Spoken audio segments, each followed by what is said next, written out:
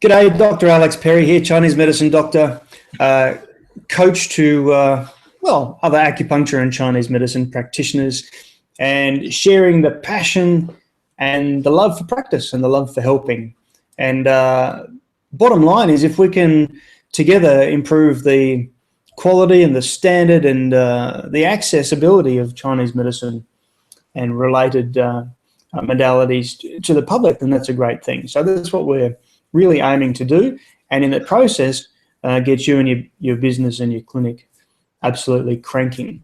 So welcome to the call today. It's an exciting call. We're doing something a little bit different today. I've got a very special guest, and over the years I've had the good fortune to be at conferences or events, either as a participant or as on a panel where we've run a hot seat session. A hot seat is an opportunity for somebody to put themselves and their business front and center and to talk about it, think about some of the issues that are affecting that business perhaps, and it gives us an opportunity for all of us to learn from what's happening in other people's practices. And today I'm very happy to say that I've got Jonathan Yang with me, who we'll get to shortly, and Jonathan is one of our coaching clients, and many of you will have met him at the events over the course of the last nearly 12 months. And Jonathan's based on the Gold Coast, and I'll get him to introduce himself a little bit more thoroughly in a moment. But the reason I've asked Jonathan to come along today is because his practice is in transitioning out of an old location and into a new location. And I think whether you are considering doing that, whether you are about to do it, whether you're currently doing it, or whether a change of location is something that might happen down the track, then this is going to be a very useful conversation to you. And we're going to really try and sort through some of the issues that are specific to this sort of change.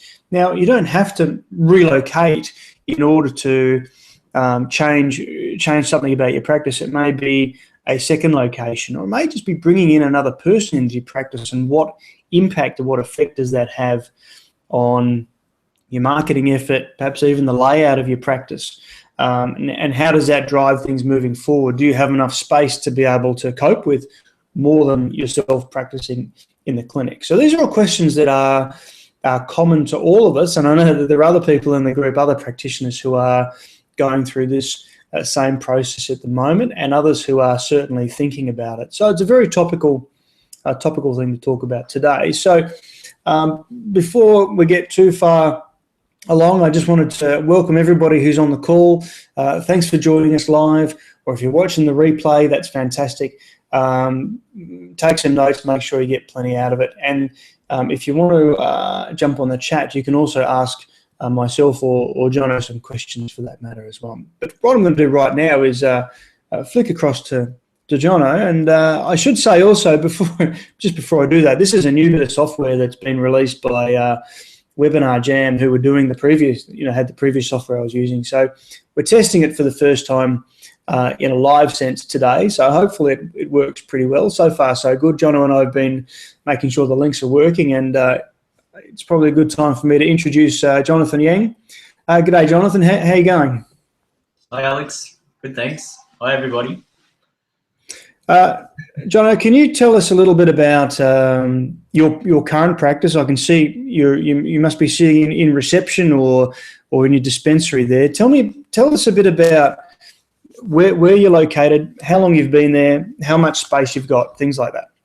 Okay, I'm on the Gold Coast in Burleigh Heads. I'm right next to the beach, so it's a great location in terms of community, but parking's very difficult. So me moving to a new premises is to open up the parking side of things. But where I am right now is I'm in a small clinic, 50 square meters, or 50 square reception area, and then I've got one small treatment room there, and then a bigger treatment room through here, where I do some herbal side of things over there, and treatment table over here. and that's the other. Right. I'll quickly grab this one. And then You're only making us a little bit seasick, Jonathan. yeah. And how long you been in this place? 7 years I've been here for. So yeah, it's been a long time, I guess, and yeah, it's been a long time actually. Jono, tell us a little bit. So you've been in this practice for about 7 years. Tell us a little bit about how much space you have. Yeah, it's 50 square meters. The reception area I found is a little bit probably too small. So I've kind of, I guess over the years, I first took this premises as one half, and then I extended the other half. And so extending the other half, originally it was just this room here plus the 2 treatment rooms. So part of wanting to move as well is to be able to set up my new clinics so it flows really nicely from when people walk in to treatment rooms. I probably haven't done myself too much injustice in terms of only getting an extra 25 square meters, but 75 square meters I think will do the job in my new premises. So Jono, what are some of the I've got some really bad feedback at the moment. Not sure what's going on there. Okay. Testing. Are you getting that feedback as well? No, I can hear you loud and I can hear you good. Okay, well, we'll persevere. In terms of some of the challenges you've got, size of the rooms, number of rooms, are there any other issues that sort of prompted you to make this plan? Yeah, reception and wanting to grow the clinic, I guess. Stepping out and sort of doing what you're doing in ways of being able to employ other people and have a good clinic running. So my partner Claire, she helps me out, and she's really great to rely on. But then, you know, her and I were just stuck in that churn mill where we're both here treating clients. You know, she just does the reception side of things, but by the end of the week, coming back to our normal business things, you're a little bit too burnt out to even start working on your business. And I guess I know after speaking to a lot of my other acupuncture colleagues and guys that have been in the game for 20 years, they're still working like this, you know, when they're in their 50s. And, you know, it comes to the end of our business term and I don't think it works. So I think in answer to that question, I'd like to make it more of a business, more of a team, then ultimately we provide better service. It's interesting, isn't it? I mean, talking through other people, that, you know, everyone has similar problem in terms of they want to go to practice on their own. So finding space has a lot to do with getting a team together and being able to grow. Yeah, definitely. And so moving to this new premises, it's about 5 minutes down the road. But my whole idea is to become more of I guess a solid business and, you know, following what you said, growing our industry. And yeah, so the big area is how do you grow? How do you employ? How do we grow? How do we find that support team? How do you keep there's so many factors from the clinic rooms to our own productivity to efficiency, I guess.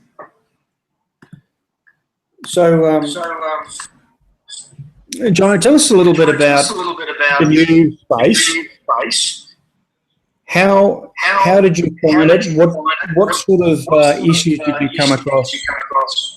Okay. In looking for location, those sorts of things. Yeah, well, I guess, like being here for 7 years, the parking become a real big issue here. We're right on the beach, and the Gold Coast Council is actually, they're putting in meters into the parking. Or every Gold Coast parking area, they're putting metered parking, and that hasn't come into play yet. So either A, it's going to free up parking, or B, it's going to really annoy everyone in terms of having to pay for parking. And we're not a city, but you're paying city prices for parking still on the Gold Coast. It's a bit, so I guess after I had a colleague friend of mine who was just around the corner, and I was actually getting an acupuncture treatment off her, and she was telling me before she moved, about 3 years ago, they just put in the metered parking into her location, and it didn't really benefit her business. But she used to go over time with people, and so they would get tickets and so on. And you just kind of just think, oh, that's the last thing you want from, I don't know, my clients anyway. So after my session, I just, looking on Real Commercial, you start planting the seed and keep your eye out. And I drove around to this place that I was looking at, and had plenty of parking. It was a premises where there's all lease signs all over it. But then a local psychologist had just moved in there. She brought the premises. A chiropractor brought the premises and moved in there. Then there's a physiotherapist that's been there for about 15 years. It kind of just all it felt good. It felt right, like just a good network to work off and go into there. And they were all small. Part of me wanting to go there was these other businesses were much like me. They've been around for a good, a while yet, longer than me. So they've been around for 10 years, but they're all solidifying their business today. that was easy to understand. That was easy to understand. And yeah, tell me about Burleigh Heads. So the new place is in Burleigh Heads as well? Yeah, the new place is in. Yep. Go ahead. No, most people think of the Gold Coast as in probably Surfers Paradise. We're about probably 15 kilometers south of Surfers Paradise, and you could say in the terms of chilled out environments on the Gold Coast, Burleigh Heads is one of the first areas, and then it keeps going down to Currumbin and Coolangatta. But Burleigh's quite affluent. There's one street called James Street it's really busy. A lot of shops there, very busy. I'm sort of just on the outskirts, but in saying this, if I show you the outside of my clinic, I've kind of, I don't even have signage here, and I haven't, I've somehow built a base just here, up in here. So I've sort of thought moving over to there is not really going to be so much of a hinder to my business moving over. From a demographic perspective, I mean, you're focusing on women's health and fertility, these sorts of things. Does the demographic of your location, particularly for the new clinic, does that reflect the sort of people that you're going to be treating ultimately? How do you find that one out? How do you find out that answer in terms of demographics, Alex? How do you, I can only really go off this clinic here. I haven't really looked in terms of that demographics too much. But I know in Burleigh's demographics has about 15,000 people, compared to the biggest demographics, which is in Southport, which has 50,000 people. We're really not that far off from this. Probably the second biggest might be Surfers to Mermaid Beach, but they would only have around 20,000. So it's funny. Burleigh could be the hub towards the other surrounding suburbs as well. But what I found in my experience of my clinic now, I have people driving from Southport or the other side of the coast to see me, and down south. I guess it's just built that way. So I haven't actually. Maybe I should do that, huh? Research that a bit. Yeah, look, John, it's a really good thing to research. And and you can get very solid demographic data from the Australian Bureau of Statistics, so the abs.gov.au.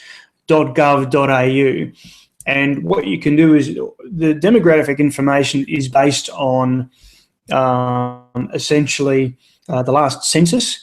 And I have to go back and work out how long ago they do the census, every 4 years from memory. So the information is relatively up to date. And what you can do is you can actually go into your own area, Burleigh Heads, for example, and you should be able to find out what percentage of, well, let's backtrack a little bit. So, Jono, what you might say is, okay, so if you're dealing with fertility, as a number of people that we know are, your main avatar client is a woman, female, educated, and between the ages of, I don't know, 33 and 43, something like that. And what you can actually do is go onto the ABS site and search for the demographic details of people in your suburb or your area. And you should be able to find out, well, what percentage of people actually fit into that demographic.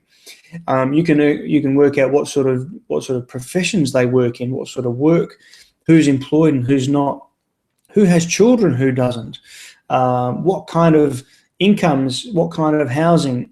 So there's a lot of information you can get from demographics, and this is really important. In fact, when I first opened the clinic in Canberra, this is exactly what helped me to determine where to start. Okay, now if John, you've got your location, as most of us do, but it doesn't hurt to then go and look at the demographics, not just of where you are, but also of surrounding suburbs. Okay, so for example, you might find that your suburb is perfect, or you may find that there's a suburb or two, one side or the other, where the demographic is actually slightly better.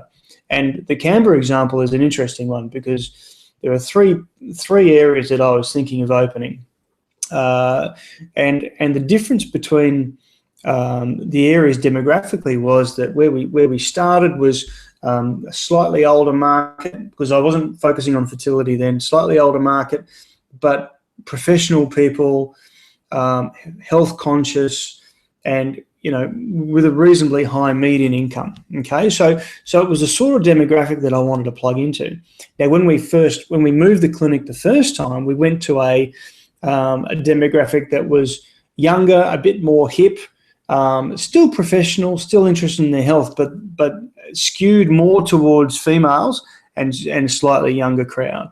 And then the third move was a bit of a combination of those two things, which is why it was probably the best place for us demographically. So don't underestimate the power of getting some data from somewhere like the ABS to help you make a decision. Now, as I said, you've got your spot sorted, but and I don't know the suburbs immediately around Burleigh Heads, but I'm just making it up. But maybe Southport has more people in your specific demographic than does Currumbin, for example, or it might be the other way around.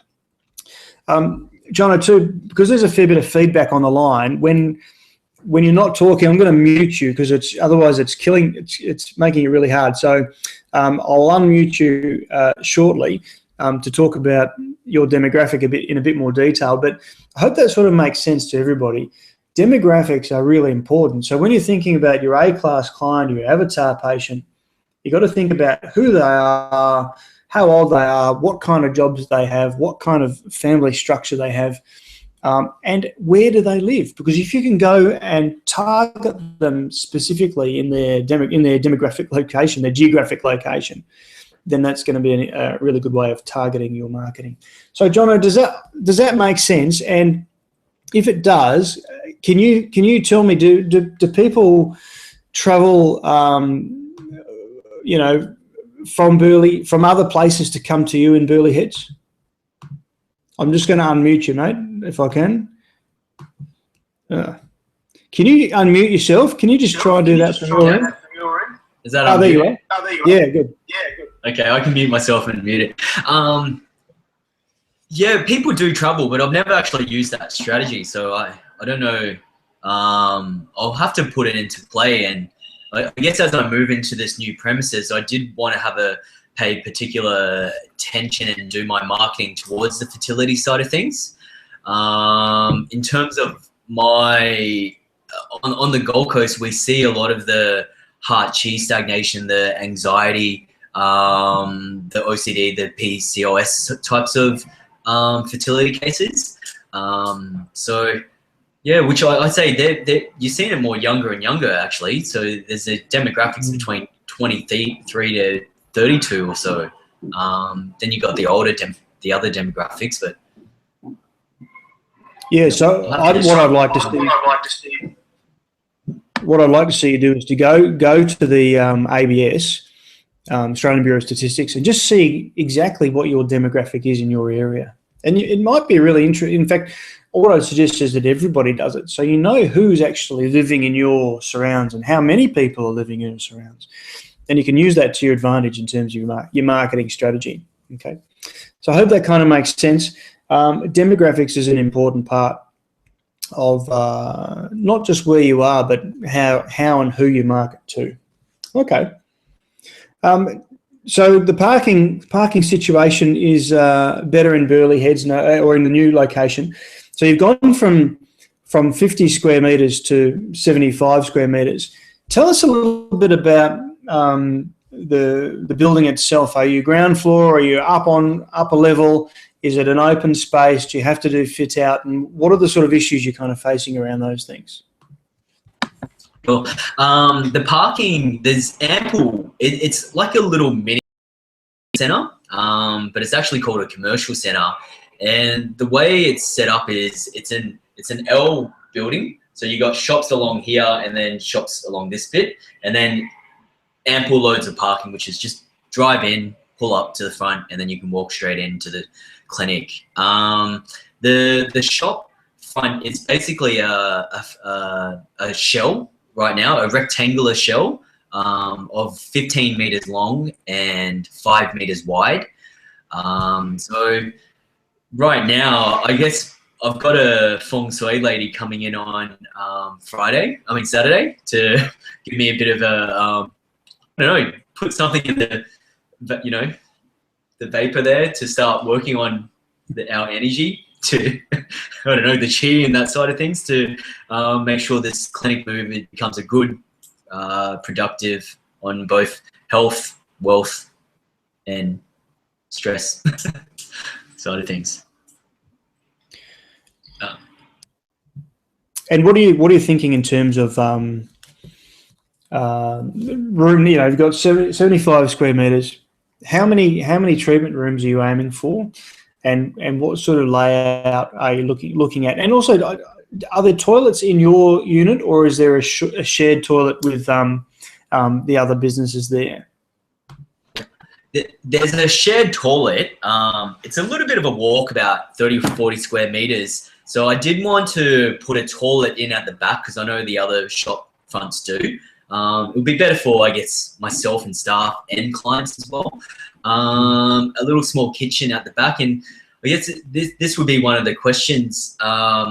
Most our cash flow will come in through our treatments, I guess.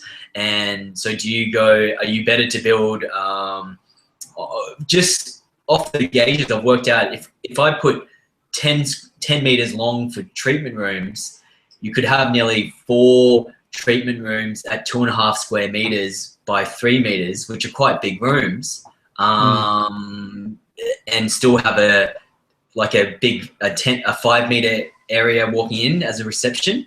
I'm not 100% sure. And when I spoke to the feng shui lady, she said because of the narrowness, you do really want to outlay this properly in terms of finances and so on, and making sure the flow works from the front to the back. If you have any suggestions, that would be good. Yeah, look, I think in terms of layout, you got to think about where your profit's going to come from. And for most of us as practitioners, the bulk of our profit at the moment anyway, or the income, comes from the seeing the patient themselves.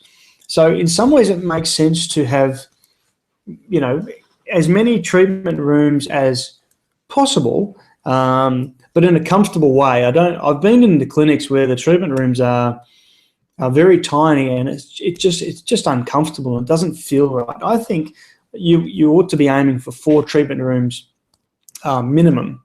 Okay, minimum of 4 treatment rooms. And the reason I say that is, if for most of us practicing acupuncture, you're going to be you ought to be running 2 rooms at a time. Okay, in other words, you're talking to somebody while somebody else has their needles on or needles into the bed. Okay, and what that means, then, if you've got 2 other rooms, then you've got capacity to be able to bring in another person, which is ultimately what we're trying to do, isn't it? We're trying to, free up some of our time under the junior, the senior and junior practitioner model, free up some of our time, leverage our time. And the only way we can do that is to have somebody else in our practice, either doing some of our work, in other words, doing the standard acupuncture appointments, or by doing something else, whether it's massage or, I don't know, physio or kinesiology or whatever, or naturopathy, whatever fits well into your practice. So I think that maximum number of treatment rooms while still maintaining a degree of comfort, Jonathan, is a really good idea. So I'd say in a practice of that size, you want to be getting minimum 4 treatment rooms, okay, 4 treatment rooms. Now, there is a way to squeeze a little bit more out of it, and this is something that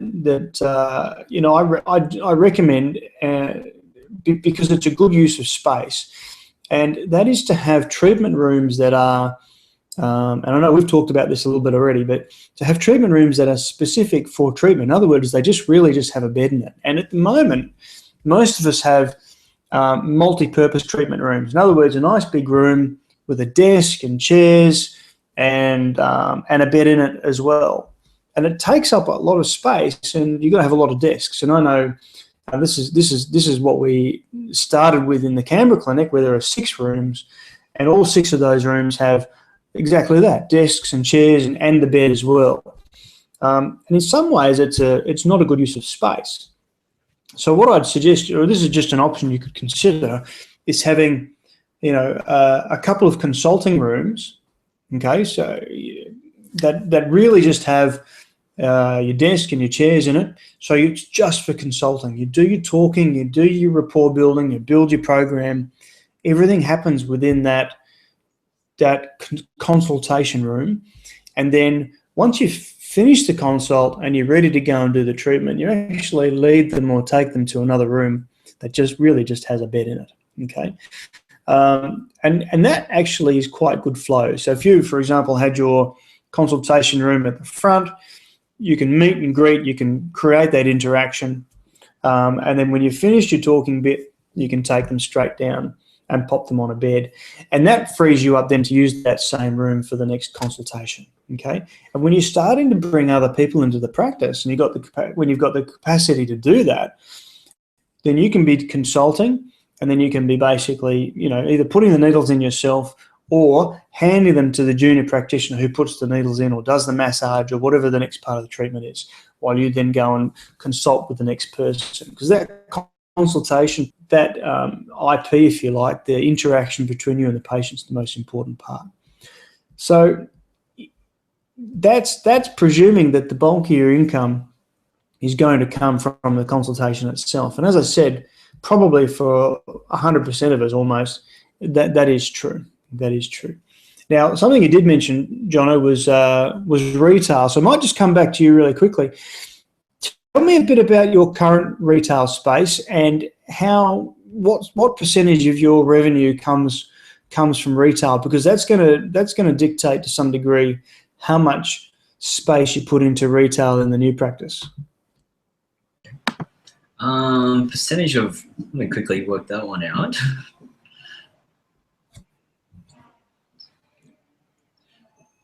Sorry. It's I reckon probably maybe 5 to 10% of my income probably comes from my supplementation side of things, and then maybe 5% comes from herbal medicine. Most of my patients, especially fertility side of things, I'll give them a multivitamin or always a magnesium compound, which when they run out, they do come into the clinic and buy it. So I guess having a little mini shop front at the front might be able to be an easy way that people can come in, purchase it still, and go. And maybe they don't have to feel so bad in terms of, sometimes I guess when they see us, they'll feel like they've got to make an appointment to see us to buy it too sometimes. Yeah. Okay. I think that's a good point. In terms of so retail, 5 to 10% of revenue, and perhaps another 5% with herbal medicine. It's one of those areas, and I started answering this question by, well, most of us are getting the bulk of our revenue from the appointments themselves, which is certainly true if you're only getting 10 to 15% of your revenue based on product sales.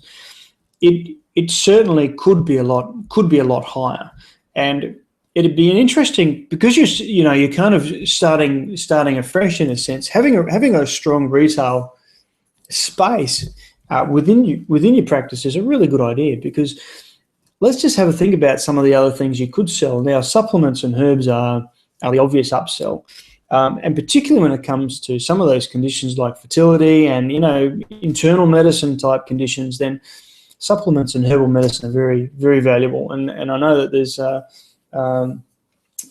someone in the program who's exceptional at packaging and putting together a combination of supplements and herbal medicine together, and she's very, very good at it. It would be worth talking to her about that at some point. So there's probably a lot more revenue in retail than we're perhaps putting emphasis on. And think about also, Jono, when you're setting up your retail space, what else could you be selling? What are some other lines that you could have in that shop that are either directly related to the treatment you're giving or indirectly related? So I'm thinking, you can break it down into categories. So let's think about musculoskeletal stuff. So pain, sports injuries, that sort of thing. Now, there's some obvious ones that you're probably already selling, and if you're not, you certainly should be doing this. Things like liniments and heating patches, but it could also be wheat packs or wheat bags, other heating sort of things.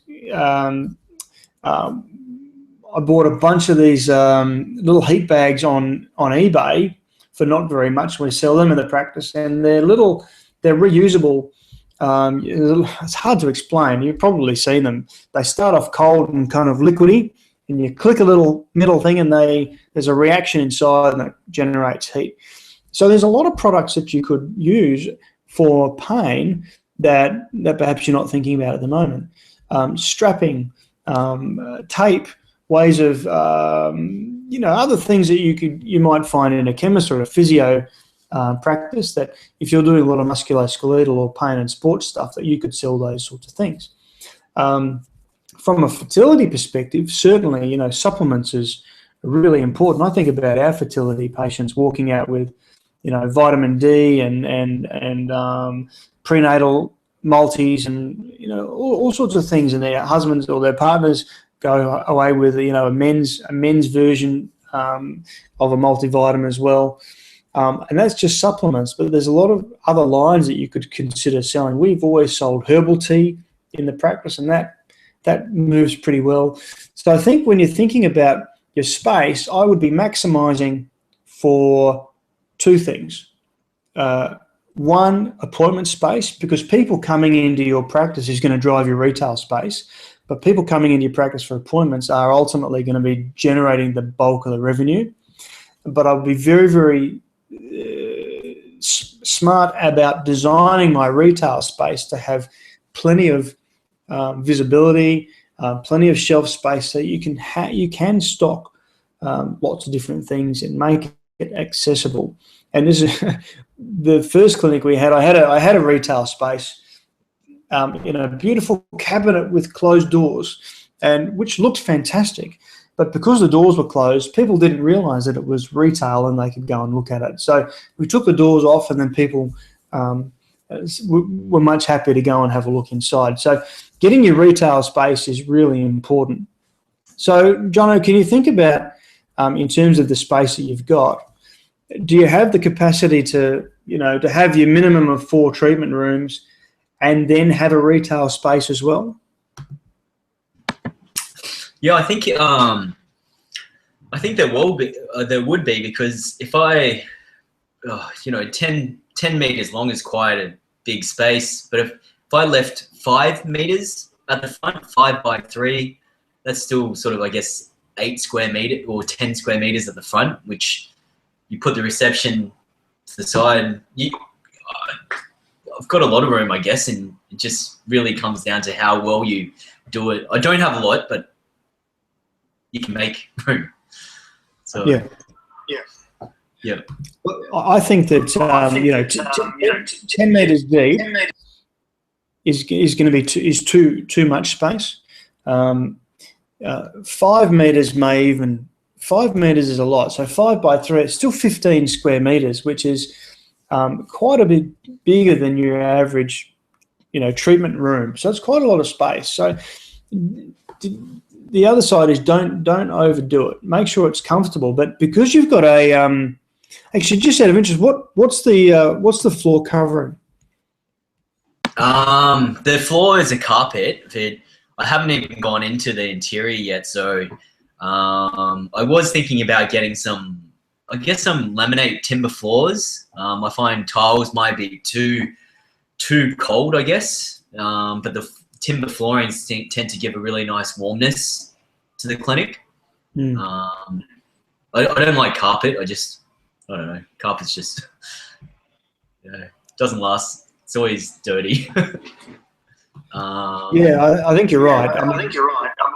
What you want to do is a timber laminate floor is a really good idea, and you want to check your regulations too, because certainly some jurisdictions will want you to have a non-porous floor where you're doing acupuncture. In other words, not carpet.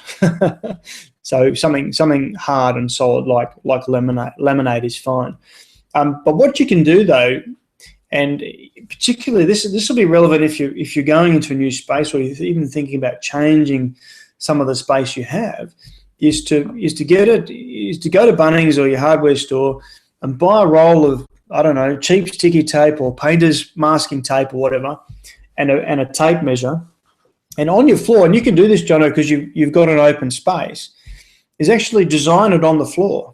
Okay, so you can use the tape to put in hallways, to put in walls, to put in doors, and then I'd go and I'd actually put your beds in as well. So you can draw your beds in on the floor, because you know how big your bed is, and you can see, and you can sort of move around the clinic without, and you can try a few things. You can pull the sticky tape up and put it somewhere else, and it's a really good way of just getting a physical feel for what the layout is like. Because when you start putting in walls and furniture, 75 square meters suddenly can feel very small if you're not a little bit careful about it. But if you walk it out and tape it up first, it'll give you a really good idea. I hope that makes sense. Jono, do you have someone who's going to do the layout design for you? Well, that was a feng shui lady at the moment that I found, and I guess it's good talking to her, because she's I guess they're in the same business position as us. So, but when I chatted to her yesterday, she said, yeah, it is very narrow. It's not the ideal for making, I guess, financially, money flow and so on. So if you ever do look for a clinic, don't make it too narrow like I did. But she said she can make it work. It's harder. So she's going to lay out something for you? Yeah. We'll meet on Saturday, so I'd be happy to post it up on Basecamp to see what we come up with. And at this time, I've looked at a few other places, but I just thought let her do the energies, the feng shui side of things. And hopefully it comes out good. Yeah, in terms of the flow, have you thought about materials and how you're going to put it together? Because it'd be worth talking to the feng shui lady about this, in terms of, what can you do to improve flow, even though it's a narrow space? So, for example, in a clinic, in a room with no windows, you need to have some light, or at least the feeling of some natural light. And you can do that by having, a part gyprock wall and a part glass wall, or mostly gyprock and a little bit of glass at the top. So there are ways of doing that. So it'd be worth just seeing what she thinks about that approach. But in terms of your clinic itself, what is the natural light situation? Are you kind of behind things? Is there is the front of the building glass?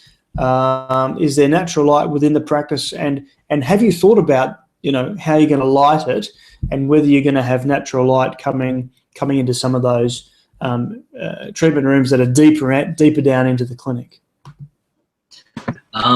It's much like if you have a look through here. I don't know if you guys can see that, the other shop fronts through the windows. It's kind of a very similar setup to that. But we're obviously on the outside at the new place. So the only light that we really get coming in is the entry front area, and then at the back there's a small window, but there's not as much natural light, and I don't think that front area would get enough natural light right through the whole room. So I haven't thought about lighting. I haven't. I did think about that when I seen your clinic, and the glass at the top. It looks really good. I haven't thought about it. Haven't thought that part. Yeah, and that's okay. I mean, it's still early days. You've taken possession of the clinic, but these are all things that. I was going to mute you.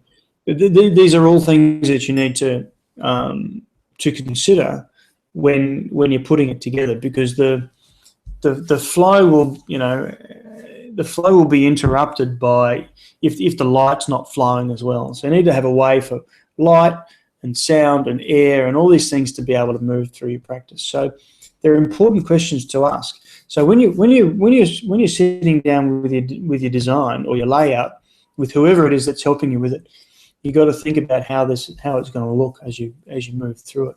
And the same thing goes for flooring and colours and textures and furnishings. Are you going to, when we're talking about fit out, you've got everything to kind of do. Are you going to just use the equipment you've got and the furniture you've got, or are you really going to design the new clinic from scratch? Yeah, I'd like to. I think I'd like to design it from scratch and have it really a whole fresh new energy. And I guess that's half the reason why I've built my clinic, just with what I've had. So then you go, okay, you're a bit more ahead after after a few years of practice, so you can invest a little bit. So right now, I've planned approximately between 50 to 60,000 to build the new clinic and invest what I need to invest on that side of things. So I guess that's where I wanted to ask that feng shui lady as the first base of how do you the foundational things. Yep. And in doing her too, she's actually going to come to my own home and just make sure the energy's good there too. And the way she explained it, she said all the buildings they all hold a chi, and if the chi's no good in the building, it's very hard to do anything with it. So hopefully, which I thought was quite interesting, but I'm sure you could add something to it. Yeah, no, that sounds like an interesting approach. I know some of the other people on the team have used feng shui in terms of making sure things are flowing well. So no, I think it's a good idea. If you'd be interested, if you could post, some of these things on the Basecamp, if you'd be open enough to share that, I think people would be interested to perhaps have a look at the process you're going through for laying out and finding a design that you're happy and comfortable with. So that'd be a good thing to share if you could. And of course, we can talk more about layout as we go. But just to recap, I think in terms of layout, it does need to flow, and you do need to think about, walk it through from a patient's perspective. And this is a good thing for everybody to do, even in an existing practice. And every time I go down to Canberra, I do exactly this. I walk the clinic as if I'm a patient. So I start at the front, outside, I walk through, and because if you put your patient's hat on, you see things a little bit differently. You want to see it from the patient's perspective. So as you're walking through your practice, what's working, what's not? Is it flowing, is it not? What happens to a patient when they come in? Where do they go? And is it obvious? What happens when they come out? Do they know where to go? Is it confusing? Is it hard to get to? Where are the bathrooms? Are they accessible? All of these things are important. So you want to make sure that every now and then you do walk through your practice and do it as put your patient's hat on and go, okay, today I'm the patient. This is what I'm going to experience. And that'll give you really good insight. And that'd be a good thing to do, Jono, when you're setting this up. When you've got an idea of your layout, as I said, put it on the floor and then walk through it as if you're a patient. You've got to visualize that, obviously it in 3 dimensions, but it will give you a bit of an indication as to how it's going to flow through. This is a bit of a question without notice, but what about finance? Are you financing stuff, and have you got any questions or thoughts or tips about financing a move like this? Yeah, the finance, I actually got referred to a guy who was just around the corner, but he works for Mortgage Choice, and I nearly couldn't, working with those mortgage brokers, if you build a relationship, and this guy was quite trustworthy straight away, and it was a really good friend of mine that knew him quite well, and in many ways it's just already rolled really well because he's getting me a good deal. He's getting me free. He got me a commercial loan at 4.65%, which is totally unheard of. Most of the banks are charging, 7%. So if you are able to find a mortgage broker like that, and in saying this too, in the past I have spoken to a few mortgage brokers, and none of them are like this guy. This guy was really just kind of went out. He does things on the better half, and he's won most of the awards for the Mortgage Choice in terms of getting things over the line. So he really helped us out on that side of things. We brought it under our business, or my company, and the way I run my company is a company, and then it's as trustee for Life Synergy, which is my business name. So rather than setting up a whole new company at the moment, I just brought it under that same company there.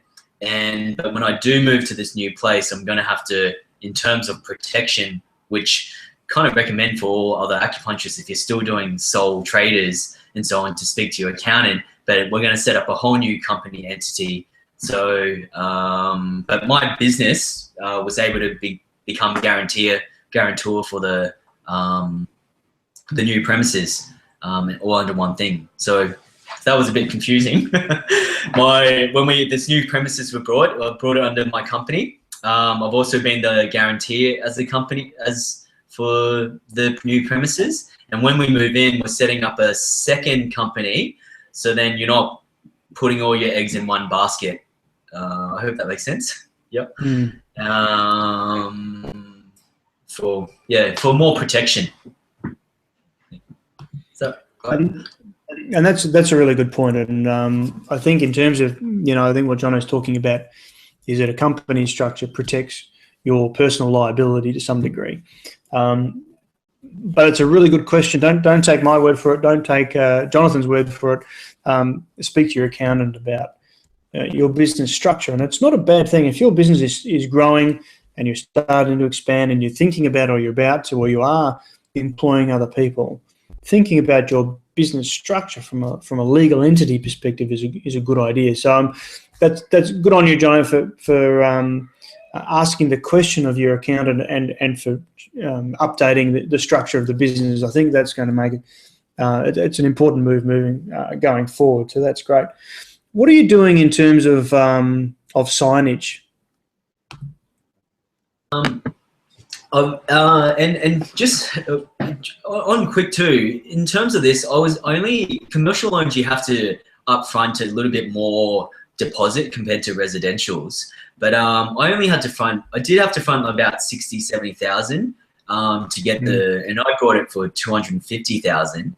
But if you can get this loan, my repayments just on interest is about 700 a month, which it's a lot cheaper than most other places. So if you can put in the time and get a really good rate, you know, this interest that you pay will be a tax deduction. So it's exactly like rent, but you're going to be owning it. So yeah, that's I found that was hopefully it should pay off in the future. But I'm going to be, whereas right now I'm paying $2,000 rent, and I'm going to be moving into this new place paying about $800 or $700 to $800 interest, which you're still winning ultimately. So it is worth putting a little bit of time into speaking to an accountant or a financial person and work that one out.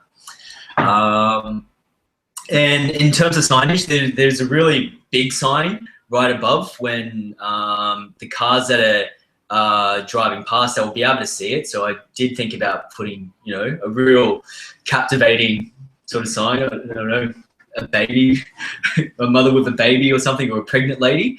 And then there is another little sign. I've got the ability to put a smaller advertising sign on the back of the building. And then there's also a big advertising sign. And I'll put this up on Basecamp if people want to see it. I just got the information back yesterday in terms of that. And I have to, I know from a whole body corporate point of view, I've just got to put it through to the committee to get approval of these signs. That's great. The other question too, I mean, you're moving, and this is a great opportunity in terms of creating your network. And we've talked about creating networks and using our, you know, one-to-one communication in the last few months. Have you met already? Do you have a kind of a plan for meeting some of those other healthcare providers that are in your same unit? And what sort of a role do you think you can see yourself playing? Not just in your own practice, but perhaps in the life of that building as well, because it sounds like it's becoming a bit of a health hub. Yeah, it definitely is.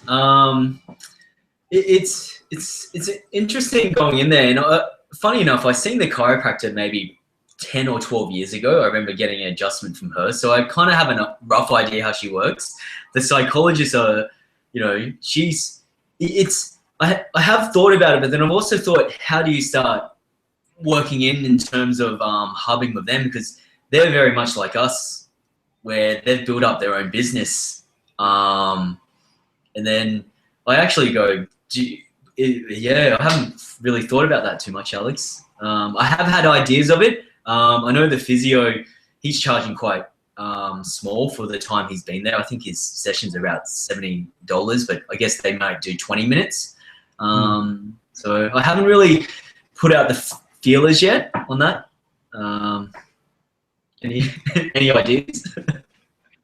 Well, I think it's a good one to do early. That would be the only thing I'd say. And it's tempting, given it's, you know, you don't really have a building yet. I mean, you got a building, but you don't have anything in it. It's tempting to kind of wait till later. I think I'd recommend this to you, and I'd recommend it to anybody too. If you're moving, even if you're not moving into a new place, but you're in you know, you've been there for a while. John, I'd go out and I'd meet them all, you know, and I'd do it soon, you know, and say that, so they know you're coming. And when you're building these sort of relationships, you don't want to go straight for, hi, I'm Alex, and here I am, and please refer to me. It's more like, hi, I'm Alex, here I am, this is what I do. What about you? Tell me a bit about your business. Okay. And that's communication part one. Part two is, you know, next time you see them, hey, you know, do you fancy, would you like to catch up for a coffee, and I'd love to know a bit more about your practice. And then you can start to build a relationship that way. So I'd be tempted to do that very early, even before you've got all your walls and your floor and your paint up, so that they know that you're coming, and give them a, you know, particularly if some of them are also new or newish, it'd be quite nice to have a kind of a little community around the people that are working in that building, even though you're all running separate businesses. And this is what often happens, is you can have, you know, I found this in Lynham when we were in, you know, the second clinic in Canberra. yeah, if you weren't very careful, there'd be businesses 2 or 3 shops down that you would never have anything to do with at all. And particularly if you're in a related business, it's a very good idea to go and make those relationships early. And in that particular practice I mentioned in Canberra, that we were a standalone building, but in the vicinity was GP across the road, physio, massage, chiro, pathology next door, and 2 dental practices as well. And that's just the health stuff, and I certainly made it my business to make sure that everyone knew who I was and what I did. And that was quite a good source of referral. So, Jono, I think get out there early and start meeting those people. How does that sound? Good. Okay. Yeah, it's a good plan. I like it. Mate, we're getting very close to the end of our session for today. Is there anything else burning that you'd like to talk about real quick before we sign off?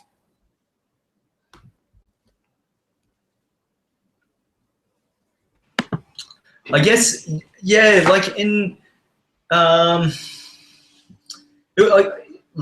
it is very unknown, and how do we, like we're doing all this business sort of coaching and so on, so a lot of it is just like, okay, go ahead with this. In terms of setting it out, and your experience is doing 3 clinics now, how it sounds like you merged a little bit of the first clinic to the second clinic to make the 3rd clinic. Is there any advice, I guess, for me or other people about to do this, to go in and hopefully, do those cut a few corners? That's a big question, huh? It is a big question to answer in 2 minutes or less. So, yeah, I think I would answer it like this, Jono. You're right. Every subsequent clinic or every subsequent business, you take your experience from the previous one, and hopefully that experience allows you to grow and to change. So I think, what you want to do is you want to take the skill and the expertise that you have now and take with it the new mindset of, growth and development, and then make sure that whatever strategies you've been putting in place and that are working, that you take those with you. And it's also a great opportunity to leave strategies behind that aren't working, and everyone on the team has things that we're trying to get rid of and reinstate or implement other things that are going to be stronger for us in the meantime. So I think, Jono, as you move into the new practice, take what's great and improve on what's good, and think about where you want that practice to go. And I think that's perhaps the most important part for all of us when we're embarking on a new adventure of any sort. What do we want that to look like? How many people do you want? And these are questions that we ought to be asking ourselves. I'm going into a new premises. How many patients am I personally prepared to see over the course of a week? Okay, and that'll determine how many rooms you need, and how many people would I like somebody else to be seeing. So if you can have numbers or projected numbers around the sort of people you want to see, or perhaps even start with a dollar sign. How much income would I like to generate from this new practice or this new venture? Then you can work these numbers out. So I think the best advice, Jono, is to be really clear about what this practice is going to look like for you in the next, say 12 months when you've been there, and operating for 6 or 9 months. What's that going to look like at capacity? And then we can start to talk about how you get there. I hope that answers the question a little bit in a very short period of time. John, I wanted to say thank you very much for coming on today. It's much appreciated. I think you've got a terrific practice that is going to really benefit from this significant change. And I think you won't know yourself with a bit more space in terms of being able to increase your capacity and put more people on and so on and so forth. So thank you very much for coming on today. And good on you, Jono. Stay on the line after we finish, and I'll say see you later properly. But to everybody else on the call or watching the replay, thank you very much for being a part of today. It's been a really interesting session talking about Jonathan's clinic and where it's headed. And I hope you've got some useful tips in there in terms of being able to apply those to your own practice. And certainly some of those things are a reminder for me, bearing in mind that I'm in yet another new practice again. So I've got to put some of that information to good use myself. So until next time, I'm going to say farewell, and we'll speak soon. Bye for now.